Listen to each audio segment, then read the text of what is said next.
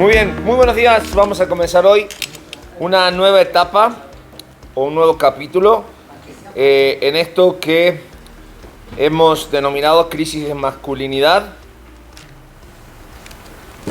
Y hoy vamos a hablar de un tema particular que para muchos durante mucho tiempo ha sido un tabú, sobre todo aquellos que ya tenemos cierta edad. Hablar de sexualidad es un tabú, porque pareciera que hablarlo en casa o incluso en la iglesia pareciera difícil, y entonces lo vamos relegando, lo vamos dejando, y vienen otros u otras situaciones que toman ese lugar. Entonces a lo tabú de hablar de la sexualidad se vuelve en algo realmente con mucha ignorancia, con carencia de verdad acerca de la sexualidad. Hoy vamos a hablar acerca del hombre y su vida sexual. El hombre y su vida sexual, entendiendo al sexo como una señal física de un acto espiritual. Porque cuando hablamos de relaciones sexuales o de nuestra sexualidad, entendemos que es entregarse uno mismo completamente a otra persona. Génesis capítulo 2, versículo 24 en su Biblia dice: por tanto, dejará el hombre a su padre y a su madre, y se unirá a su mujer, y serán una sola carne. Y ahí tenemos la primera referencia en cuanto abiertamente a lo que Dios dice, si bien va a mencionar que el hombre tenía que fructificar y tenía que multiplicarse. El hecho era del mandato que Dios daba. Ahora Dios va a ser totalmente explícito al hecho de explotar y disfrutar de la sexualidad en el hombre. Pero yo tengo una pregunta y me gustaría que pudiésemos ser sinceros en esto. ¿Cuándo fue la primera vez o cómo aprendiste tú acerca de sexualidad? ¿Cuáles fueron tus fuentes de información para aprender, o la primera información que te llegó acerca de la sexualidad? Creo que cuando nosotros nos ponemos a rascar en nuestra vida y a buscar información para responder esta pregunta, nos encontramos que quizás las bases no son, o los lugares donde nosotros conseguimos información, quizás no son las más adecuadas, ¿no? Que amigos de la escuela, que lo que alcanzamos a escuchar sobre todo a personas mayores, amigos mayores, lo que alcanzamos a leer o ver en alguna que otra revistas, ¿no es cierto? Lo que pudimos ver en cuanto a películas, en cuanto a interacción con la pornografía, ¿me entiendes? Todo aquello que fue encendiendo poco a poco nuestro líbido, y que en lugar de llevarlo a un lugar donde agrada a Dios, encendió en nosotros lastimosamente la lujuria. Por eso hablamos y decimos que hay mucha ignorancia en estos días acerca de la sexualidad. Porque si nosotros analizamos los lugares donde fuimos aprendiendo toda esta información, nos damos cuenta que así como nosotros recibimos la información, a la hora de comunicar es lo que comunicamos. Entonces no es, y aquí tenemos la responsabilidad de ser papás, hasta a veces nos sorprendemos porque cuando intentamos hablar con nuestros hijos, porque vamos postergando el hablar de nuestros hijos con estos temas, cuando llegamos y nos sentamos con nuestros hijos y decimos: a ver, hijo, es tiempo de hablar de sexualidad, nuestros hijos nos miran y dicen: ok, papá, a ver, ¿qué quiere que te enseñe? ¿Me entiendes? Y nos quedamos así como que, ¿qué pasó? ¿Me entiendes? Entonces, hoy más que nunca tenemos demasiado acceso a la información, sobre todo nuestros hijos tienen mucho más acceso que nosotros, manejan esto de la tecnología mucho mejor, y nosotros nos quedamos realmente sorprendidos. Pero eso no quita el hecho de que nosotros somos responsables de manejar, de administrar esto que, y me voy a estar spoileando porque lo vamos a hablar un poquito, esto que un día Dios llamó bueno. Y la realidad es que muchas veces la forma en que nosotros hemos aprendido acerca del sexo, eso determina en gran manera la forma en que nos involucramos en nuestra sexualidad. Y entendemos, y lo dijimos al principio, que mucha de esta culpa viene desde la familia, mucha de esta culpa viene desde el hogar, pero también la iglesia no ha tomado el rol que debe tomar en cuanto a esto. Rara vez escuchamos escuchamos, y rara vez, incluso creo que es la primera vez que abiertamente o la segunda vez que hablamos en este grupo de varones acerca de la sexualidad. ¿Me entiendes? Y a pesar de que nos creemos maduros y somos hombres y muchos hemos experimentado el ser padres, muchos de nuestros fracasos vienen por el desconocimiento o la ignorancia de algo que Dios llamó bueno. Entonces, ¿qué es lo que podemos hacer? Fíjate, lo primero que nosotros debemos hacer en cuanto a esto, no deberíamos condenarnos a nosotros mismos por la situación que nos encontramos. No, sino que necesitamos empezar a transformar nuestra forma de pensar a través de la llenura del Espíritu Santo y de la palabra de Dios en nuestras vidas. Y esto es lo que queremos hacer en esta hora. Algunos datos en tener en cuenta en cuanto a la sexualidad. Y esos datos es que, en primer lugar, debemos saber que Dios fue quien creó al sexo. Sí, Dios creó el sexo. Génesis 1:28, yo les decía, dice la palabra de Dios, fructificad y multiplicad. Y Dios tuvo la gran idea del sexo para que este mandato se hiciera posible. ¿Me entiendes? No existe solamente el único caso exclusivo fue Jesucristo, pero de ahí en más no existe o no hay otra forma de procrear que no sea por el contacto o por la relación sexual entre un hombre y una mujer. ¿Estamos de acuerdo en esto?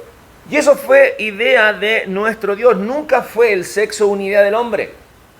Nunca, jamás. Sino que desde el principio Dios lo ideó, lo pensó y se lo entregó al hombre. Es una expresión tan hermosa de amor y de entrega que solo Dios puede haberla pensado. No existe otra manera.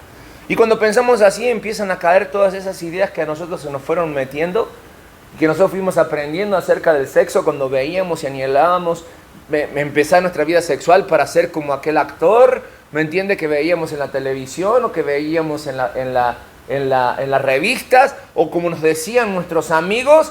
Cuando entendemos lo que significa realmente la vida sexual dentro de la pareja, nos damos cuenta que es mucho más y mucho mejor.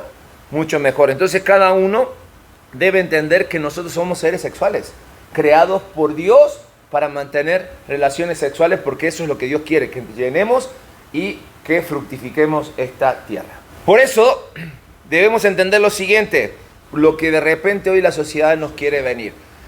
Piensan que la sexualidad es una construcción social, ¿sí?, vieja, de antaño, donde solo existe hombre y mujer. Entonces así no puede funcionar porque eso está discriminando. Entonces, atacar a lo que Dios creó, atacar a lo que Dios ve como algo santo, porque debemos entender esto, que si Dios lo creó, el sexo es santo, es el plan original ¿de quién? De Satanás desde el principio. Atacar lo que Dios hizo santo. Entonces es normal que hoy se diga que el sexo es una construcción social que definitivamente deja afuera a muchas personas. Por eso hoy en día vemos que para ir en contra de eso, lo que se hace o lo que se busca hacer es quitar el sexo y la sexualidad de las personas y dejar que las personas se autoperciban. ¿Para qué? Para ya no ser sexo masculino y sexo femenino, sino ahora ser géneros. Ahora se le da una amalgama de oportunidades y posibilidades. Ya no existen dos sexos, sino que existen una cantidad y cada día van apareciendo más de géneros. ¿Me entiendes? Yo no tengo nada contra esas personas, pero yo me remito a lo que la palabra de Dios dice y lo que Dios creó y lo que Dios llamó santo y debemos sostener y defender hasta el final. Porque no solamente Dios fue quien creó el sexo, sino que también dijo Dios que el sexo es bueno. Que el sexo es bueno. Génesis 1:31 dice, y vio Dios que todo lo que había hecho, y he aquí que era bueno, ¿qué? En gran manera. ¿Qué creó el sexto día Dios? Y si el hombre es sexual, dice que después de haber creado durante los otros 5 días, decía, y todo lo que hizo Dios fue bueno. Ahora dice que fue, ¿qué? Bueno en gran manera. Fue bueno en gran manera. Mira, aquellos que han estudiado el cuerpo humano, y los doctores aquí presentes, de hecho se sentaron aquí juntos, no me van a dejar mentir, dicen que la experiencia física más placentera en la vida es el clímax sexual. El clímax sexual pone casi todo el cuerpo en una reacción que involucra todos los músculos, todas las partes sensoriales del cuerpo, y eso fue creado por Dios.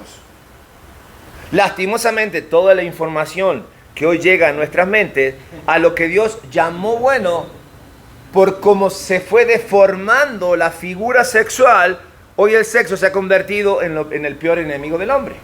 Porque a causa del sexo hay matrimonios destruidos, a causa del sexo hay hijos ilegítimos, a causa del sexo hay pornografía infantil. Lo que Dios llamó bueno se ha convertido en un elemento de base de destrucción.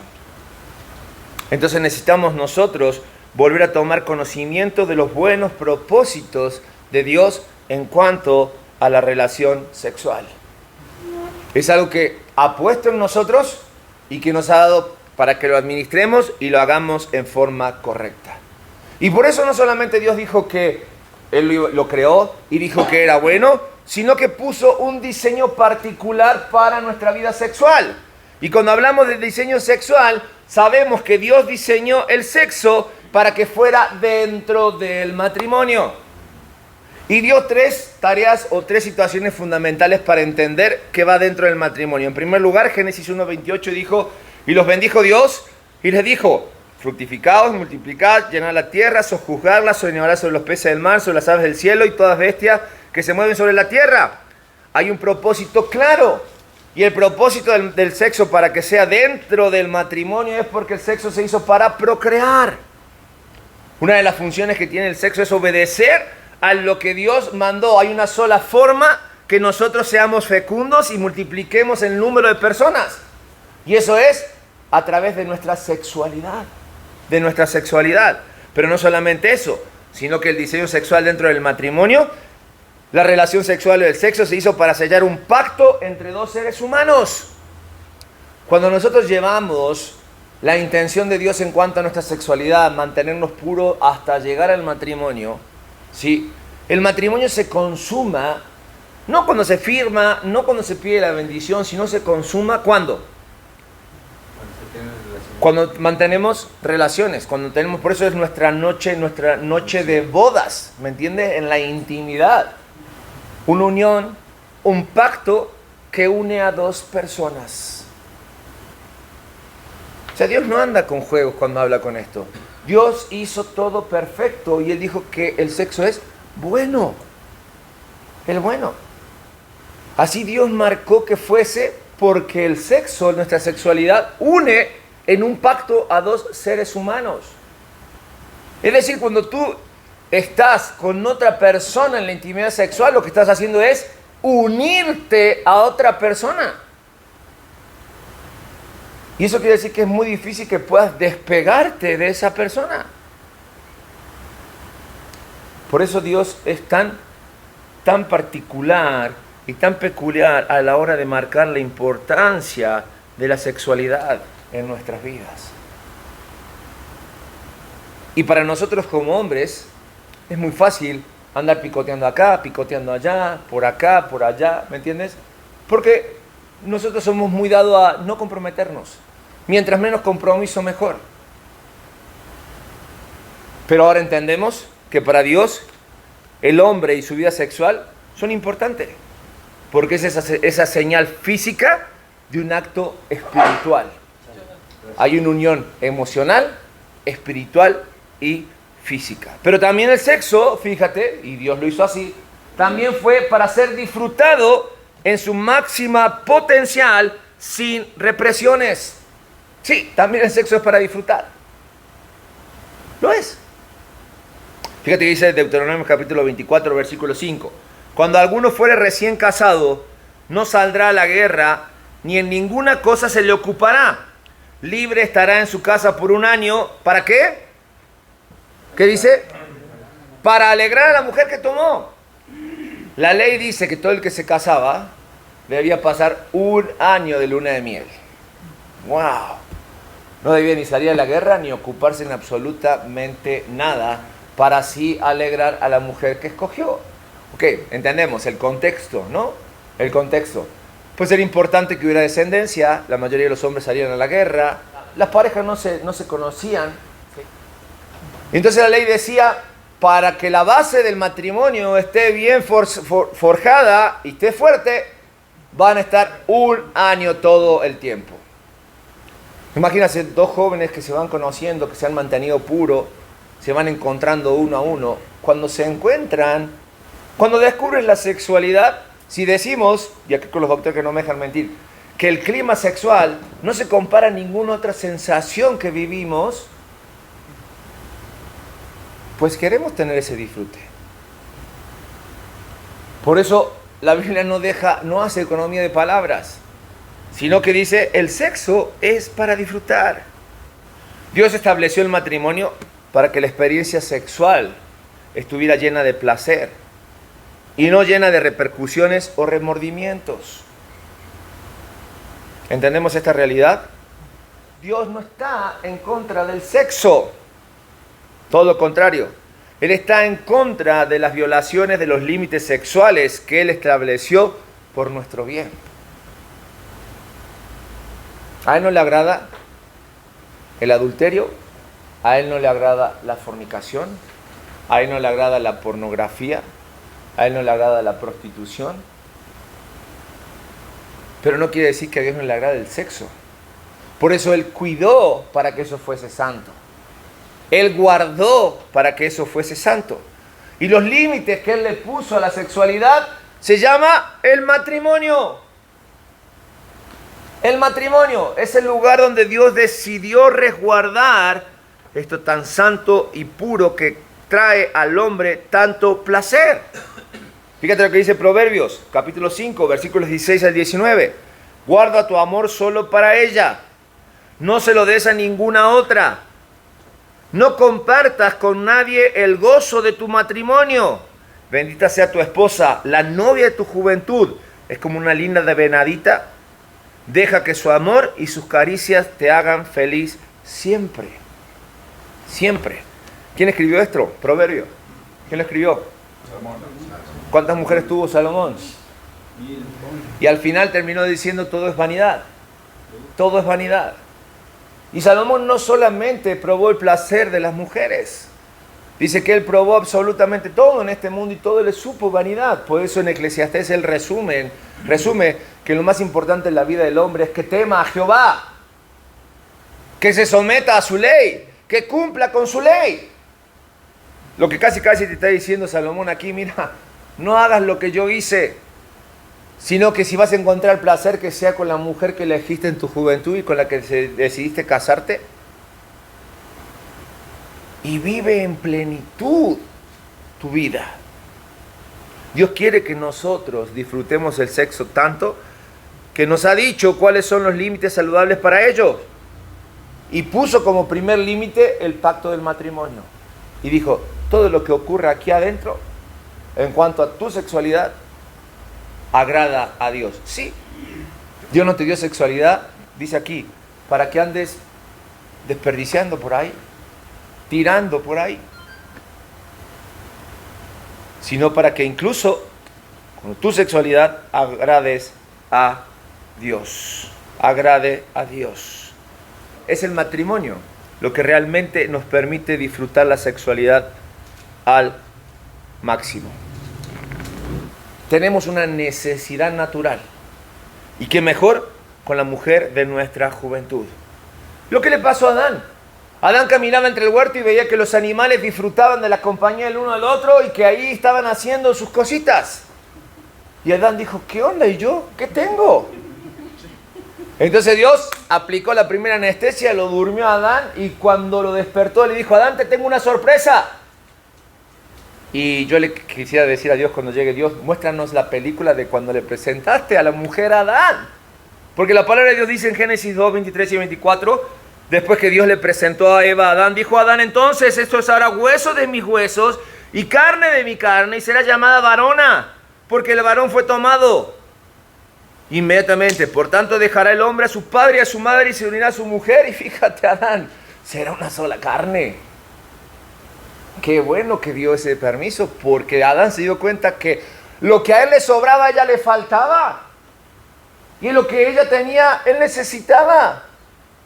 Y lo que él tenía, necesitaba ella. Entonces embonaba perfecto.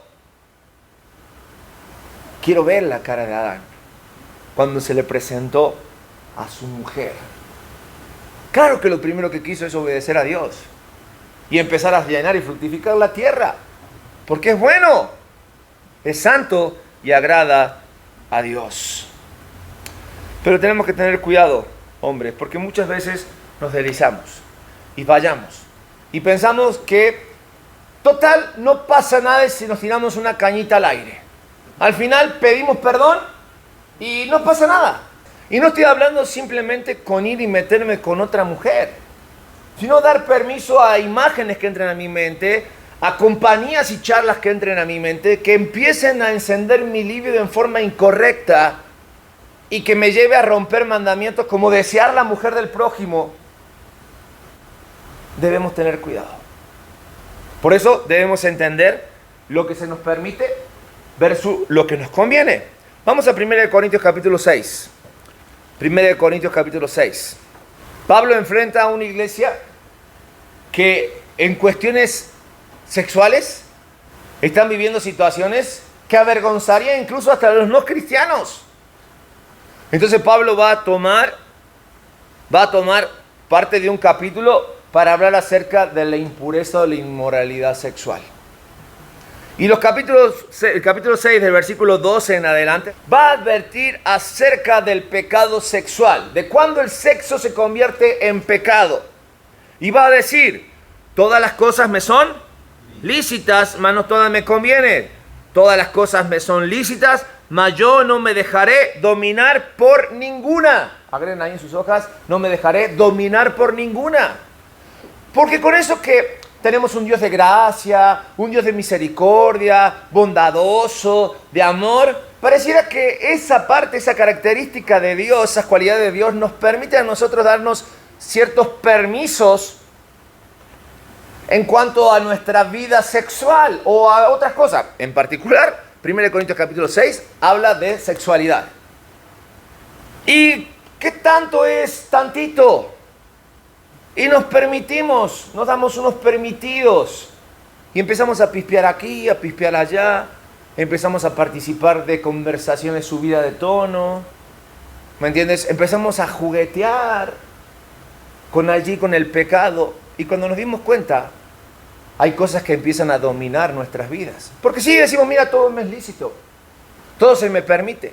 Pero el apóstol Pablo dice, ojo, porque cuando el pecado entra como suplicante a tu vida, se queda como dominante. Entonces, cuidado, no te dejes dominar por ninguna de estas. Y fíjate lo que dice el versículo 13. Las viandas son para el vientre y el vientre para las viandas. Pero tanto el uno como el otro las destruirá Dios. Pero el cuerpo no es para qué. El cuerpo no es para la fornicación, para la inmoralidad sexual, sino para el Señor, y el Señor es para el cuerpo. Qué curioso esto, porque el cuerpo no es para la fornicación.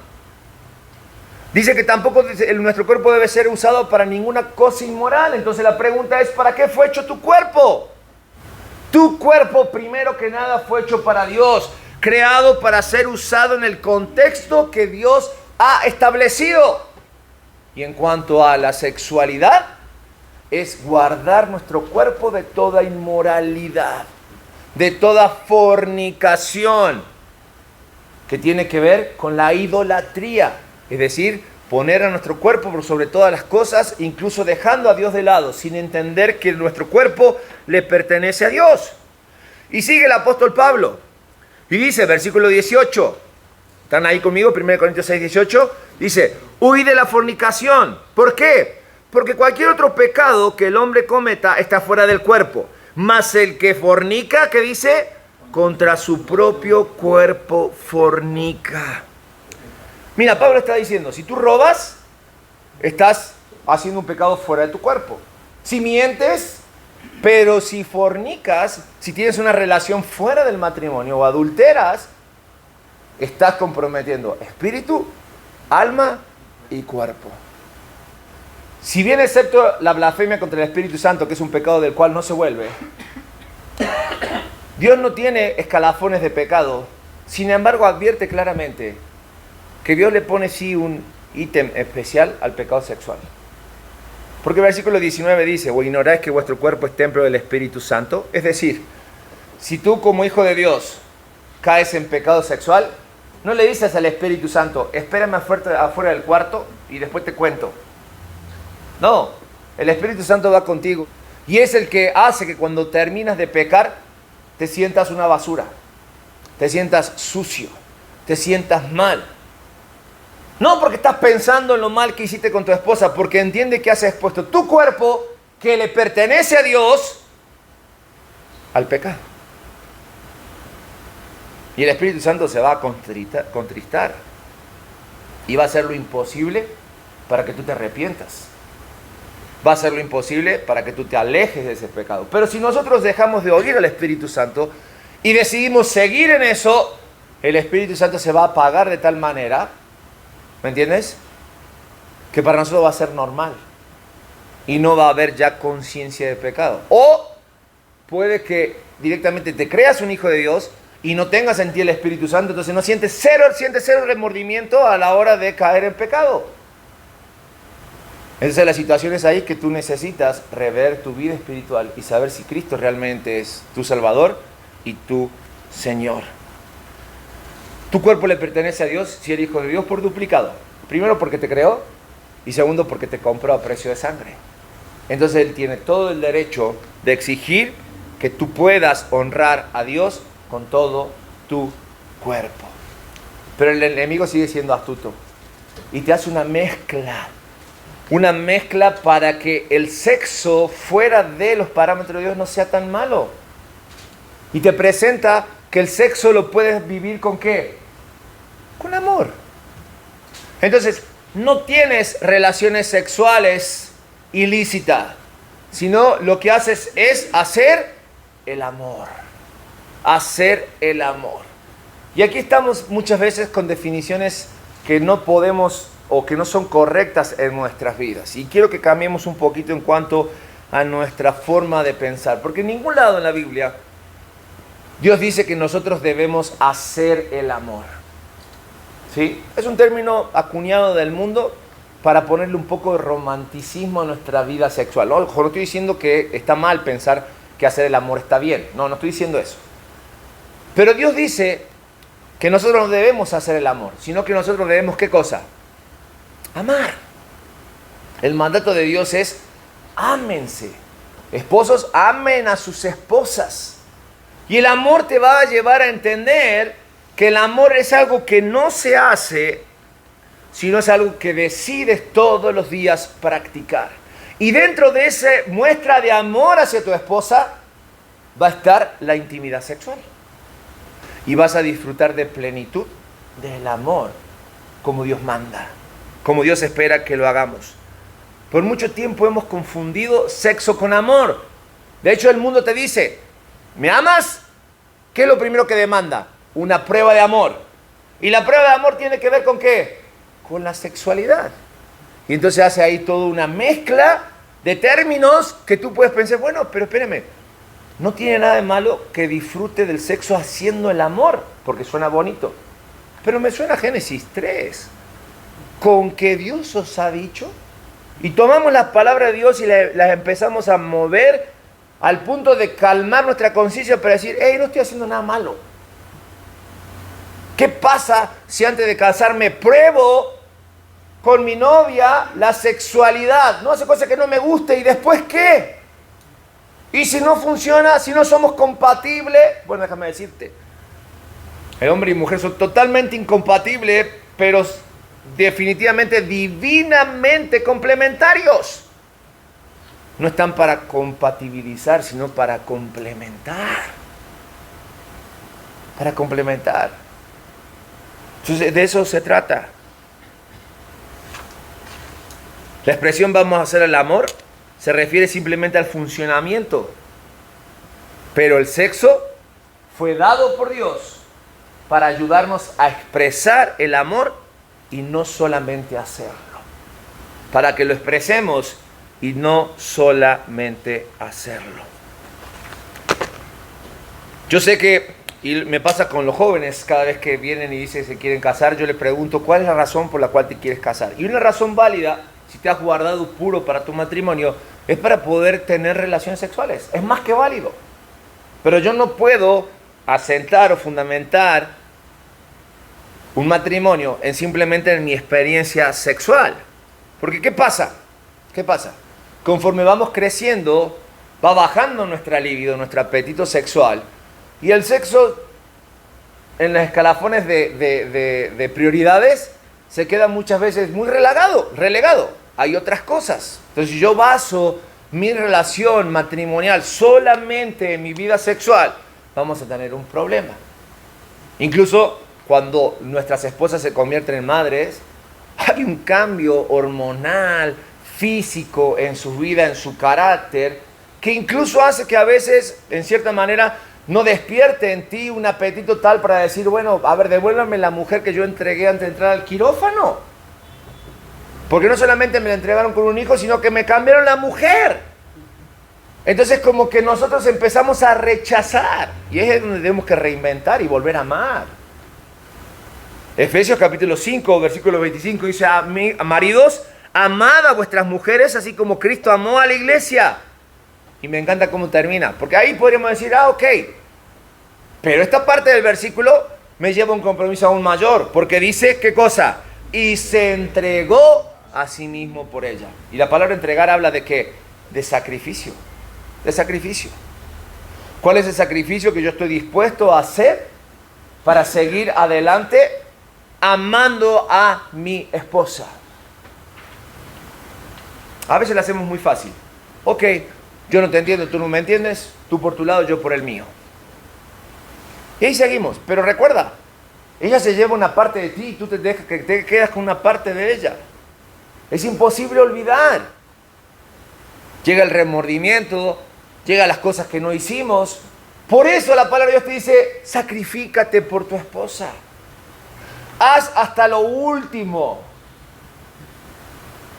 No te quedes sin hacer el esfuerzo, sacrifícate por ella.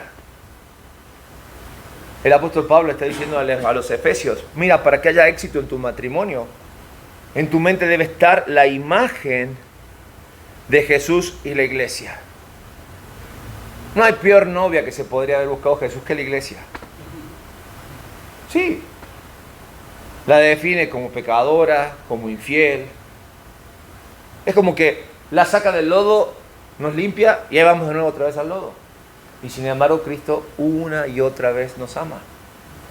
Una y otra vez nos ama. Por eso como conclusión, y simplemente es la mitad del capítulo, la próxima semana vamos a ver la otra mitad.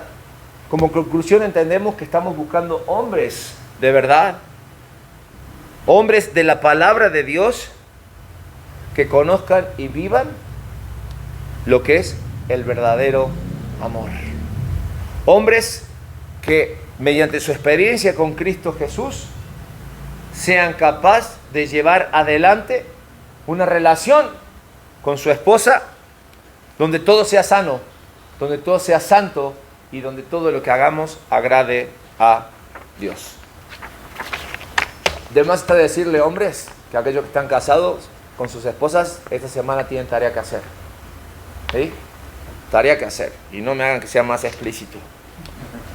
Pero necesito que disfrutemos de plenitud lo que Dios creó y lo que Dios llamó bueno.